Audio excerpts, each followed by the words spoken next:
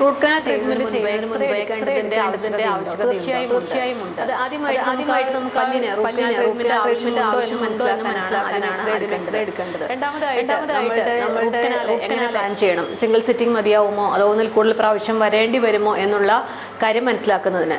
മൂന്നാമതായിട്ട് നമ്മുടെ പല്ലിൻ്റെ ഉള്ളിലെ ഇൻഫെക്ഷൻ എവിടേക്കെല്ലാം സ്പ്രെഡ് ആയിട്ടുണ്ട്, പല്ലിൻ്റെ ഉള്ളിൽ മാത്രമേ ഉള്ളൂ അതോ വേരിൻ്റെ പുറത്തേക്കും ഇൻഫെക്ഷൻ സ്പ്രെഡ് ആയിട്ടുണ്ടോ എന്ന് അറിയുന്നതിന് വേണ്ടി. നാലാമതായിട്ട് നമ്മളുടെ പല്ലിൻ്റെ ചുറ്റുമുള്ള പെരിഡോണ്ടൽ ലിഗമെന്റ് അതുപോലെ തന്നെ നമ്മളുടെ പല്ലിൻ്റെ ചുറ്റുമുള്ള എല്ല് എന്നിവയിലേക്ക് ഇൻഫെക്ഷൻ ബാധിച്ചിട്ടുണ്ടോ, അതിൻ്റെ അവസ്ഥ എന്താണെന്ന് മനസ്സിലാക്കുന്നതിന്. അഞ്ചാമതായിട്ട് പല്ലിൻ്റെ സ്ട്രക്ചറിൽ എന്തെങ്കിലും വ്യത്യാസങ്ങളുണ്ടോ. നോർമലായിട്ട് എല്ലാ പല്ലിനും ഒരു അനാട്ടമിക്കൽ സ്ട്രക്ചർ ഉണ്ട്, പക്ഷെ ചില കേസിലെങ്കിലും ചില വ്യത്യാസങ്ങളൊക്കെ കാണാറുണ്ട്. അപ്പോൾ ഈ വ്യത്യാസം മനസ്സിലാക്കിയാൽ മാത്രമേ ഡോക്ടർക്ക് അതനുസരിച്ചിട്ട് റൂട്ട് കനാൽ ട്രീറ്റ്മെന്റ് ചെയ്യാനായിട്ട് സാധിക്കുകയുള്ളൂ. റൂട്ട് കനാൽ ട്രീറ്റ്മെന്റിന് മുമ്പ് എക്സ്റേ എടുക്കണമെന്ന് ഡോക്ടർ പറയുമ്പോൾ എന്തുകൊണ്ടും എടുക്കാൻ മടിക്കേണ്ട കാര്യമില്ല. അത് റൂട്ട് കനാൽ ട്രീറ്റ്മെന്റിന്റെ വിജയത്തിന് വളരെയധികം അത്യാവശ്യമാണ്.